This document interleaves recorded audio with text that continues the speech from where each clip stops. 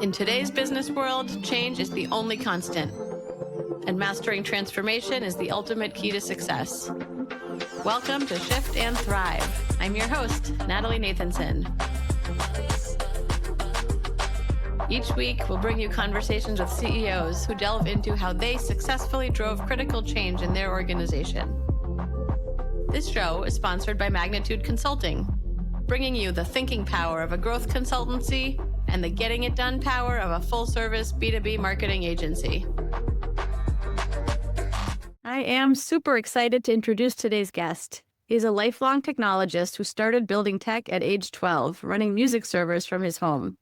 He built his career at EMC, PTC, and Wayfair, gaining deep expertise in network engineering and distributed systems. In 2019, he founded his current venture, a services firm that helps enterprises modernize their Datadog and ServiceNow environments with speed, automation, and best-in-class implementations. And the firm has been named Datadog's Partner of the Year 4 times. He is the founder and CEO of RapDev. Tameem Hourani, welcome to the show. Thanks for having me, Natalie. Great intro.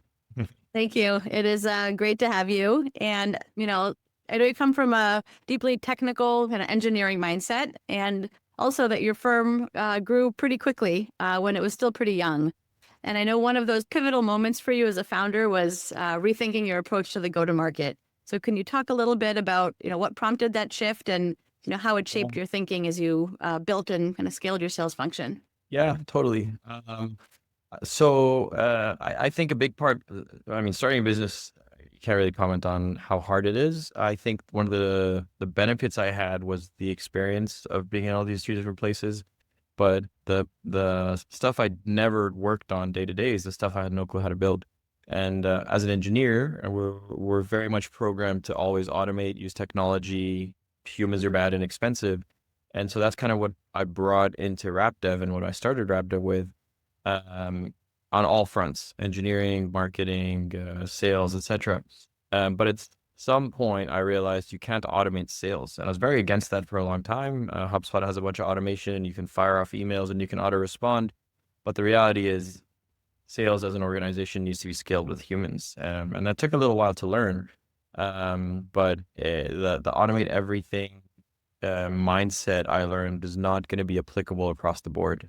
So at some point, probably maybe year 2, I had to come to terms with we need to start hiring more salespeople, and it actually had a massive impact on the business. But the ability to measure that and to understand that there was a ceiling we were hitting took me a little bit of time to figure out.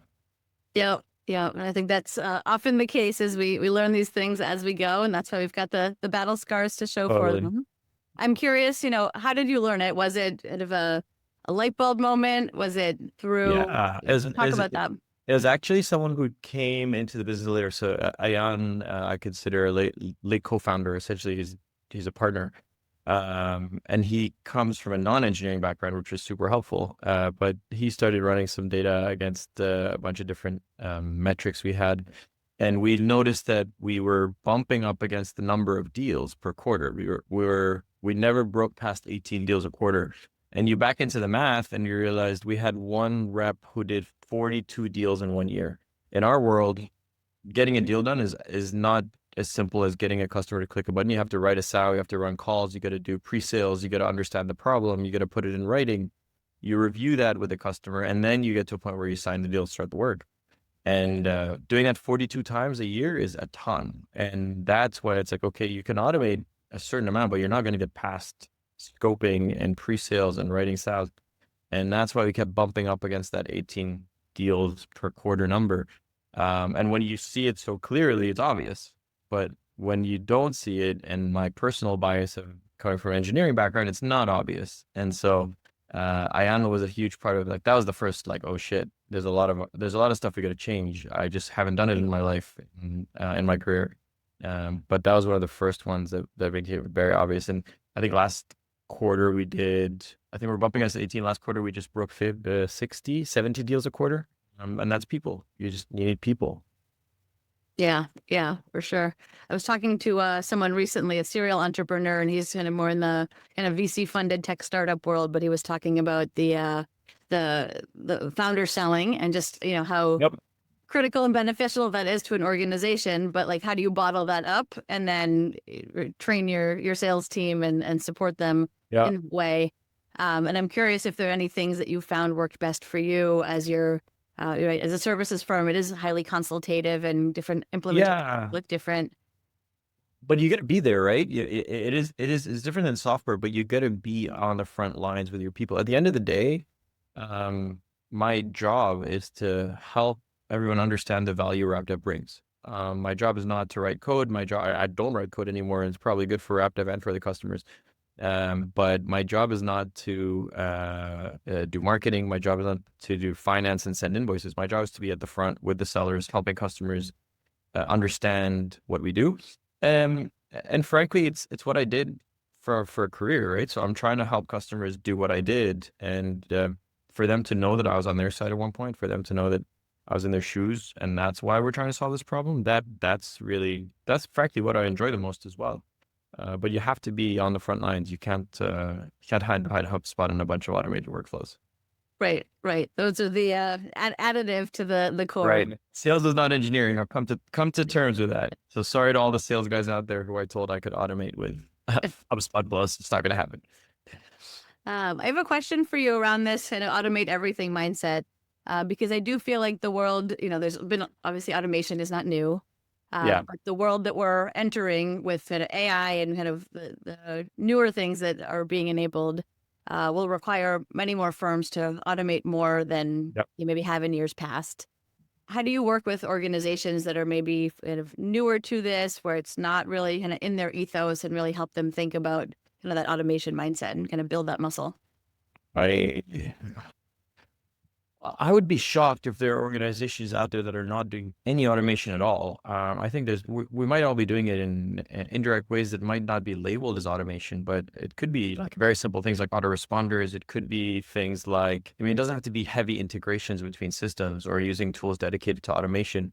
I think what's more interesting is how is AI going to layer on top of automation? And I think we're learning that AI can be very confidently wrong. And when to know if it's wrong and what to use it for, I think is natural. And most of us are using AI as a search engine or started using it as a search engine. But the reality is you could use it for a lot more, and you should be using it for a lot more, probably more so than a search engine. And we use it for things like, hey, running analysis, give it some data, structure a certain way, compare sources of data from different tools. But I think AI makes it infinitely simpler by form of chat prompts. All you gotta do is ask it a question. You no longer have to be a developer, or you don't have to be an expert in HubSpot or an expert in ServiceNow or an expert in any tool. You simply need to know how to ask a question and provide the data, and know that these prompts, ChatGPT and others, can respond in a human-like manner.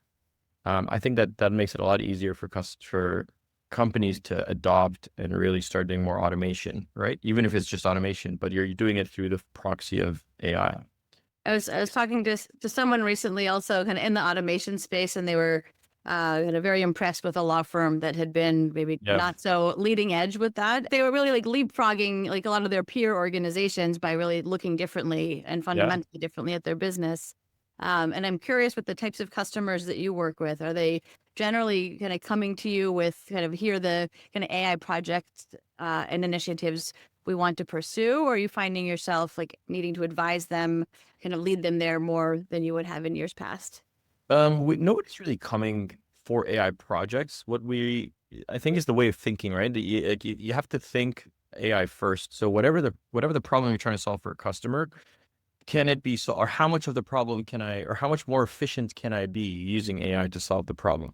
There are obviously firms out there that are doing AI specific work, but I think it's a big mistake to say it's almost like picking the tool before you figure out what the problem is, or what the problem you're trying to solve. You don't just want to go out there and pick an AI tool before you understand what is the challenge, or what's the outcome you're looking for.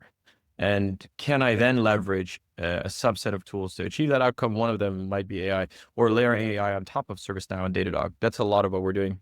Even internally, we're using it a ton. And there's like this big wave of using AI to co-develop, but we've actually gone out of that and tried to stitch it across the whole life cycle of what we do. So within sales, within Slack, within HubSpot, within development a little bit, project management, we're using it across the board. So it's more thinking. And I think everybody, or I think generally we should be thinking about how to use AI to become more efficient versus going out and selling an AI project. That's a much harder problem to solve. And frankly, it's just using AI because you want to, not because you need to. It's better to understand what you're solving and then figure out if you can use AI to make it better. Right. And you mentioned, the talking across the team or using it across the team for different components of the business. Yeah. Has there been kind of a change management component that you've had to navigate internally, or would you say, given what you do, like, has this come fairly naturally across the business? It's a very engineering culture at RapDev, and we're pretty small. We're not huge. We're 130, 140 people. So we haven't need to, like, here's your training and here's your, like, starting Monday, we're going to do X, Y, Z. And I think that's a big part of what's gotten us here is to stay nimble. We haven't needed like formal OCM or change management, like workflows or trainings or calls or flyers, right? Put a flyer in the kitchen. We're just not that big, which has been good because it allows us to stay nimble and kind of change things as we need to. But it's very natural. I think a part of what we do is a big part of what we do is we really lean on Slack for everything within the organization. So regardless of what tools you're using, they feed into Slack. All communication happens through Slack. All interaction with third-party tools goes through Slack. So all we had to do is weave it into Slack, and we call it Clippy at RapDev as kind of a spin on the old school Microsoft Clippy. But Clippy is part of Slack, so you talk to Clippy, interact with Clippy. But no, there hasn't been much of an adoption curve or a learning curve, if you will. Yeah. I'd love to hear maybe a bit more about you as the leader and your leadership style. Can you talk a little bit about how you describe your leadership style and what's shaped that for you over the years? Yeah. I think the most important thing for me that I value the most is transparency as a leader. I've never been fond of closed doors, never been fond of, there's very little that should not be or cannot be shared, in my opinion, with the team. And I learned a lot of that at Wayfair, along with velocity, speed. A lot of times, I worked at different companies before, as you mentioned, EMC, PTC. I think it's very common to fall into that loop of being careful, being bureaucratic, requiring approvals, seeking sign-off. And that really slows down momentum. And I think one of the best things I learned at Wayfair is momentum. Momentum is what drives everything. And you won't never want to give up or reduce momentum at any cost. And a lot of the fuck it, ship it mentality came from that. A lot of the move fast and break things. I remember talking to the founder once, the co-founder, I should say, Steve Conine, about migrating a data center. And we put a plan in front of him and said, hey, this is going to be 6 months. We're going to be out of the data center. We're going to be in GCP. And he turned around and said, why isn't it going to take us a month? Why is it going to take 6 months? And so I was like, well, it's just risk. And the website might go down and customers might be unhappy. And he says, fine. If the website goes down for 10 minutes, they'll come back and buy their couches anyway. So I'm okay with that. And to hear that from a founder who is responsible for a public company was very eye-opening, right? It's like, wow, like the risk tolerance here is not anything I've ever seen before. But the reality is, what's the impact? Who cares if we break something? Who cares if we trip over? Who cares? We're not a hospital, right? We're not a bank. So we have the ability to take that risk tolerance. And that's really been a huge part of what we do at RapDev. So a combination of moving fast, fuck it, ship it, and transparency, for me, are extremely, extremely important. And I think those two things will be two that I take with me anywhere I go. But transparency is also a huge part of it. Yeah. I think that's such an interesting point about the risk tolerance. And as you were sharing that, the Wayfair example, I thought of a webinar that I had put on in first few years of my career. I was at Forrester Research, and I think sent an email to the wrong person or something, and I was just horrified and mortified. And my boss, I'll never forget it. She was like, nobody lives or dies on our watch. We're an advisory firm. This is a marketing function. And it is really nice to have leadership that Totally can support you in that. And it does foster that culture where, you're more willing to put yourself out there, to come up with the crazy ideas, to try new things, because it's okay if sometimes that Yeah, doesn't go. and we're all owners, right? It's a big part of what we do is like every single person around has equity, interns all the way up to me. And that should drive ownership. That should drive accountability. That should drive everyone wanting to do better for RapDev, because ultimately, we all win, and that's what we're here to do, right? It's all about winning, and it's interesting because it creates a sense of accountability across the org. And if people aren't doing well, they tend to self-select. They don't really. It's very, very few times we have to let people go. People that just don't feel like they belong in a culture of accountability and velocity and speed, just don't end up making it here. And there's nothing wrong with that, right? As a small startup, you're looking for the grit and the tenacity. You're not looking for people that just want to kind of mail it in for the next 5 years and retire. So it does create a really good culture of accountability, but ownership both as a mindset and financial ownership in the business is super important. And that's also something I'll bring with me with any other company I would start.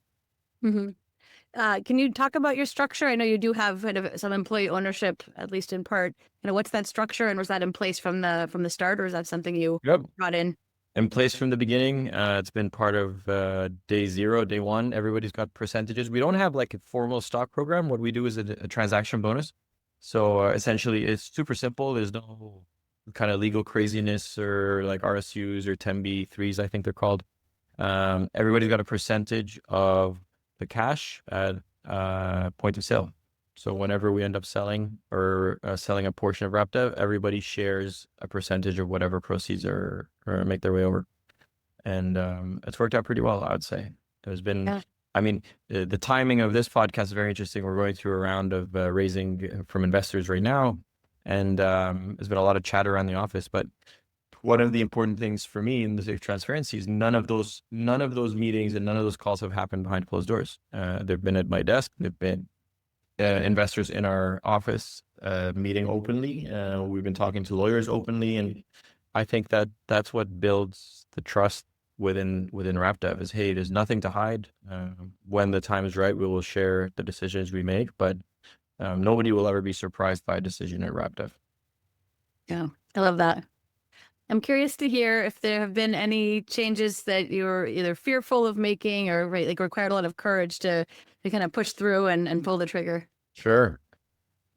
There is a constant flow of those decisions, and I think anybody who starts a company will have to go through these.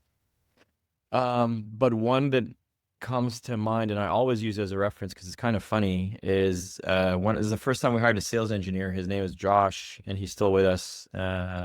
Fantastic human. We've become very good friends over the years. But when we first started RapDev, there was a bunch of us that were pretty early on in our careers, so we weren't that expensive, quote unquote. Our salaries weren't too high. And then we got to a point where I needed a sales engineer that was really good, and we found Josh. And Josh's salary at the time was higher than the total amount of cash we had in the bank. I think he was like employee number 7 or 8. And it was like this huge decision I had to make. And I was really nervous because I knew we couldn't afford him, but I knew he'd be great. So that was memorably the largest or the hardest decision I've had to make. And I remember being very nervous about it. But what the time we did hire Josh and he did join us, we literally had less than his full year's salary in the bank account. And I will always remember that story. And I say it all the time and we laugh about it. But that's been one of the best decisions we've made at RapDev. Yeah, it's, hindsight's always 2020. How did you convince yourself at the time to do it? Do you remember what was that thought process? It was scale. It was, I've heard of Josh. We really hit it off. I knew he was really good at what he did, just given the community, the ServiceNow space. We all know each other.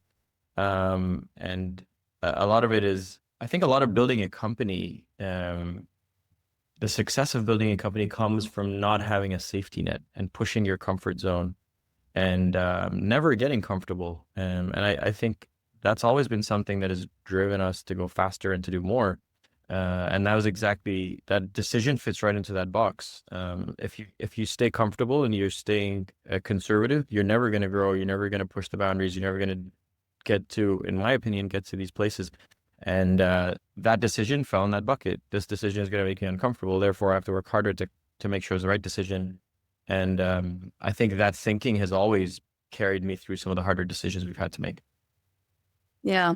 I was talking to someone recently and they said, one of their big ahas in growing their own business was realizing that their company will only grow so fast as their them as the leader. They were the Yep. ones like holding back any growth. And I thought that was a really nice way of thinking about kind of why you need to push yourself to Yep. kind of go out of your comfort zone and make those bigger investments and all of You're that. only as good as your people, and you gotta hire. I always say, hire people that will like. You gotta challenge each other. You gotta challenge me. I don't know all the answers. I haven't done most of the roles here. I've done an engineering role, and I've done an engineering leader role, but I've never done anything else. I've never done marketing. I've never done sales. I've never done accounting. I've never done.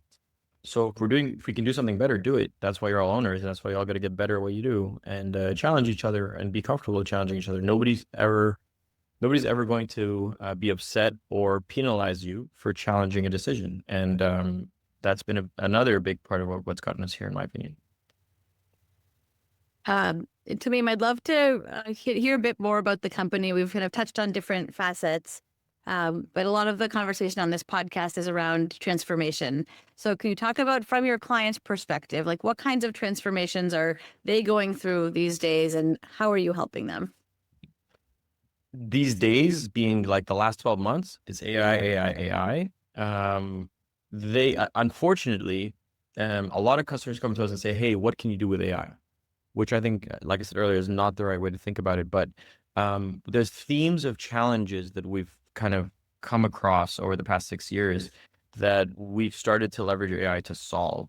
And a lot of that is turning into larger transformative type engagements or projects or that kind of trickle down to cost cutting, becoming more efficient, etc. Which at the end of the day are always going to be the reason challenges exist or projects exist. You're either helping a customer make more money or you're helping a customer save money, right?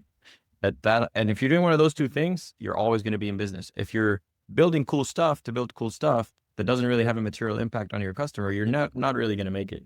So if you're doing one of those two things, great. So how we accomplish these, there's been a lot of work in the way of AI. We've actually recently launched an agent called Arlo, who I should say Arlo's not a human, lives inside ServiceNow instances or inside customers' instances, and all Arlo is doing is try to clean up and try to support the way customers use ServiceNow. And sure, it is using AI, but it's actually solving business problems. It's solving challenges that we know most of our customers have that have been historically solved with humans. What's important is it's not doing things like summarizing an email or summarizing a block of text. I think that's a very overused case for AI. I don't think that's really transforming anything. And I don't like everybody's doing that. What we're really trying to do is how do we troubleshoot faster? How do we identify major incidents faster using Datadog?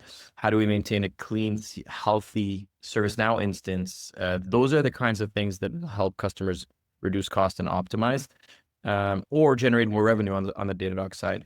But there's a lot we're doing in the way of Arlo with ServiceNow that has been a very interesting theme, I'd say, in the last 12 months. Mm-hmm. And who's bringing those conversations forth? We talked earlier about sales. Like, is it kind of sales engineering, or is it more on in other parts of the business? So we're having these conversations so it's actually kind of interesting what's happening because ServiceNow is really pushing Now Assist and their AI framework, which in turn proxies to us to help customers understand how to use their AI framework. So I'd say a lot of the conversations are coming from ServiceNow into RapDev, and then within RapDev, we're all having these conversations. It's sometimes it's transforming customers. Sometimes it's how do we transform internally? Like our PMs are using AI, our sellers are using AI, our engineers are using AI. And then that sometimes translates to our customers. Hey, this is how we're doing it. Do you want us to do it for you as well? Right. So it's really stuff we're using day to day, and we're helping customers kind of adopt it on their side using ServiceNow and Datadog. But I wouldn't say there's one particular person, like we don't have like a chief AI officer, right? There's no such thing. Everyone, AI is just going to be the way we work going forward. I really think like some of the conversations I've been part of, I was talking to someone the other day, is when AI replaces, or when AI starts to supplement a lot of the kind of level 1, level 2 type roles in companies, the legal firm is a great example. How do you then build a cohort of lawyers that are, historically have learned as associates? And I think what's going to happen is we're just going to, like, AI is going to go further down into kind of the learning curve. It's going to become part of high school. It's going to become part of college. It's going to become part of the curriculum of how we operate, just like Google is, right? Just like search and the internet became part of that. And what's also scary is I heard a story today about somebody that made a comp sci final class take their class on a piece of paper because they didn't want them to cheat using AI. And it's like mind blowing. That's the opposite of what we should be doing. So I think like we don't have, AI is not a role at RapDev. AI is a way of working. It's like email. It's like chat. AI will exist and it'll be a tool that everybody's going to learn to use. And that's why I say there's not one person selling AI to customers or talking to customers about AI. It's all of us just kind of brainstorming and thinking of ways to use it. Yeah. I think that example around kind of AI and education is going to be a very interesting one. And I think all of us as parents, right, are navigating it in our own kind of work and careers, but like very much with an eye towards that future use. And it's very interesting to see kind of the teachers that are kind of embracing it. It And has to. kind of, yeah, Yeah. you have to, but there's, you know, there's still a good amount of pushback. And I think that change management just permeates like everywhere in Yep. society. Yep. I think it's going to be very interesting 3 years from now. Agreed. Hey, this is Natalie, your Shift and Thrive host. After chatting with lots of CEOs, one thing is crystal clear. Leveling up your company means having a killer go-to-market strategy. That's what my crew at Magnitude Consulting does every day. If you're trying to step up your marketing game, whether it's strategizing, accelerating your pipeline, expanding into new markets, or getting into AI and automation, let's talk. No pitch, no pressure, just good conversation. Visit shiftandthrivepodcast.com/Natalie to schedule a time. Can't wait to connect. I'd love to switch gears a bit and hear a little bit more about you in your background. So can you tell me a little bit about your childhood? Who were you as a child, Sure. and how did that help shape who you became? Yeah, happy to. How far back do you want to go? We can go family history. My family, I grew up in the Middle East. I grew up on a small island named Bahrain. Most people haven't heard of it. It's about 1 million people total population. That's where I was born. That's where I grew up. My family immigrated there from Palestine in the late 40s and 50s. I was born in the late 80s, and then at 2006 moved. I've always had an interest in technology. When I was young, I remember we used to pick apart Xboxes and hardwire them to not have to buy games. We could download games, and I started a website doing that.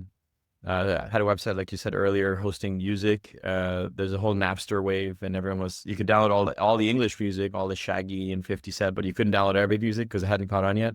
So I was kind of trying to push that stuff out there. Now it's obviously readily available. Started a company probably like 14, 15, downloading bootleg movies. I don't know if I should be openly saying this. Probably no one cares now with Netflix, but you could download movies and then burn them on CDs and then share them with your friends. So there's a lot of kind of tech. I've always been very interested in technology, and that's carried through, right? So when I went to college in Boston in 2006, I went to school for computer engineering at Wentworth, which is a very small school. And I've also learned when you tell people you went to school in Boston, that means you're fishing for them to ask you where you went. So you could say Harvard or MIT, but I did not go to Harvard or MIT. But moving to Boston for school, I think, was a very big advantage for me personally. I think the US, there's no country in the world that presents you the opportunity that America does as a founder. And I say that all the time. And I always tell people that have come here from all over the world, if you work hard, and you will be presented with an opportunity in America. And that is an extremely important advantage founders have. And that's why a lot of us come here from all over the world, is for that opportunity. So when I did come to the US, that kind of hit me in the face. I was supposed to come here for college for 4 years and go home. But having seen that and living it, it was very clear to me that I wanted to stay here, and I did. And I ended up getting a job. When you graduate as a student, as an international student, you have 90 days to get a job. Otherwise, your visa expires and you got to go home. So I had to find a job. I ended up getting my job at EMC and spending 5 years there till I got my green card. But it was a hard conversation with my father at the time because he wanted me to move home and I wanted to stay here. And I think that's kind of a natural progression of anyone leaving their home. But I think moving to the US and my parents helping me move to the US is one of the most fortunate opportunities I've had in my life. And the RapDev would definitely not exist if that hadn't happened. But that's the TLDR, the 3-minute version of how I ended up here. Yeah, I love hearing kind of people's stories. Everyone has such a unique background. And it does sound like you really had that kind of entrepreneurial drive from a young age, but then worked for big companies for a while. How did you make the decision to start your own firm when you started RapDev? Yeah, I think I would be at a huge disadvantage if I had not worked at the bigger companies prior. And I was lucky my first job was at the largest company. It was like 150,000 people. My second job was at a smaller company. It was like 5,000 people. And then my third job, when I joined Wayfair, I think we're like 1,500 people. And I really think that all of those 3 jobs played very unique roles in my ability to, or in my ability to make them relevant to RapDev. When did I decide to start RapDev, or why? I was at Wayfair. We were solving problems using ServiceNow and Datadog. And then when I'd go to conferences and talk about them, there was a lot of interest from customers. Hey, how'd you do it? And we were really curious. We'd love to do the same. And after 3 or 4 times, it became clear that the larger, slower, more bureaucratic companies were very interested in doing what we were doing at Wayfair.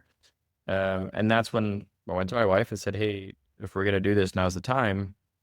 She had a Mac Daddy job at Converse. She was kicking ass, making enough money to support both of us, which then allowed me to take that risk. And I think if I tried to do it while I had a job, I would never have taken it seriously. You have to lose the background. You have to lose the safety net. You have to know that there's no other options. And that's really what forced me to keep running at it until it worked. But when we decided to make that decision, again, I was very lucky that Wayfair was supportive. And I've said this multiple times on other podcasts as well. Transparency, right? I went to my boss at the time and I said, listen, I want to leave. I want to start a company. I'm in no way competing with what you guys are doing, and I'm not in a rush. So let me know what you want to do. I can leave today, or I can leave in 6 months.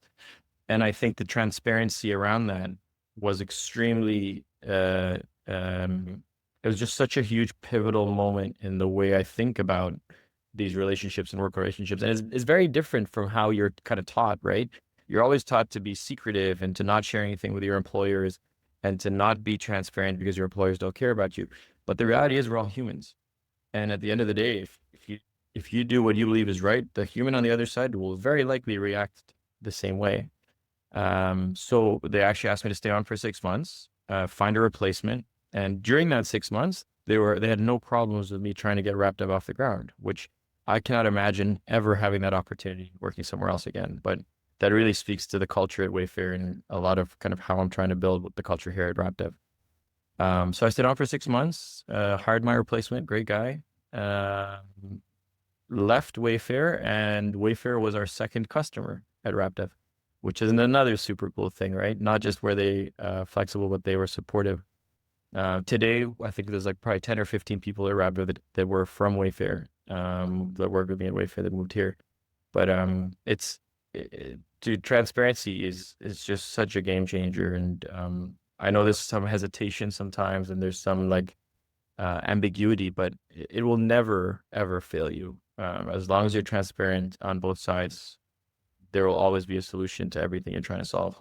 And I really encourage that. Yeah, I think like in your examples, you can see it, right? Like it works better, right? Because you're treating humans kind of, it's like the relationships are between two people at the end of the day. It also just feels better, right? So going around and feeling like you're being secretive, and that doesn't feel good to anyone. That's it. The only two things that I say, and we're a big Slack culture, and I say get out of DMs, get out of DMs, keep it transparent. People can learn, people can search, but the only two things are personal matters and comp. Everything else, and even comp, all our comp bands are public knowledge. They're on Notion. They're on our listings. People know what the ranges are for the roles they're applying for. That's even like we don't hide that. Yeah. Curious to ask you a more introspective question as we near the end of our time. And that is, knowing what you know now, what advice would you give your younger self in your first ever leadership role? Good question. I would say as a younger human, as a younger engineer, as a younger employee, as a younger whatever professional, probably less professional now than I was back then. But I was very blunt and very direct, and there's a lot of there's a lot of ego about winning and about being right. And I know I ruffled a lot of feathers doing that. Ironically, a lot of the people I did upset are now customers of ours at RapDev. While I was at EMC, it was very much my way or the highway. I did whatever I had to get my job done versus kind of following the channels. And look, to a certain extent, that helped. Like that is the reason I have been able to kind of push through a lot of what I do today. But I was definitely rough around the edges, and it was unnecessary. And it was very egotistic. And I think reflecting on that today, uh, it's good that I can openly talk and laugh about it with some of the people I upset that are customers now. But we look back at those moments, and Paul DiVittorio is at BCG, and he's one of our customers at RapDev. And Paul DiVittorio was also my boss's boss at EMC. And I remember a time where we had to run Zabbix, this open source monitoring platform, and they wouldn't give us the right servers in the data center or something. I don't know what it was. So I went to my boss and I said, hey, give me your company card. I need to buy 2 servers and put them under the desk. And he said, sure, go for it. We got to solve a problem. I can't remember. I think it's something like users could connect to VPN or something silly like that. So I did that, put it under my desk, and then a couple of weeks later Paul found out and said, you can't do that. The server needs to live in the data center. It can't live under your desk. And my response was actually, well, you don't know what you're doing. You wouldn't give me what I needed. I got to do my job. Get out of my way. And we ultimately ended up putting them in the data center. But now reflecting back, that was pretty stupid. I didn't need to do that, and I didn't need to be so contentious. But I learned a lot, right? And I think being able to think back to that and reflect on it, and Paul being the nice, humble, non-confrontational person he is, was able to kind of laugh at me and move on. Now we go back and laugh about that moment. But there's a lot of times when I was younger, there's a similar event with Steve Christensen, who was running security. I was very hard-headed about something we were trying to do, and ended up doing it behind his back, which was stupid and unnecessary. But I think I could have been a little softer while I was younger, and I think it would have done me a lot of good. Yeah, that's funny. I've almost gone in the opposite direction. I think I have. I'm more blunt now. I want to make sure people know where they stand and speak my mind in ways that maybe held back too much in earlier in my career. Yeah, we all grow, right? We're always growing. We grow till we die. Well, that's a great place to wrap up our discussion. Tameem, thank you so much for everything that you shared. And if people want to reach out to you, what's the best way to get in touch? Yeah, hit me up. Always happy to chat. LinkedIn, email. My email is tameem@rapdev.io. I mean, I'm not going to share my phone number, but please feel free to reach out on anything. I'm always excited to network and learn what people are doing. So, and thanks a ton for having me. It's been awesome, and it's good to kind of go back down these memories. The questions were great. It's nice to think about this stuff sometimes. Thank you. Thank you. It's great Right to on. have you on the show. So thank you for your time and insights. And thank you too to everyone that's listening.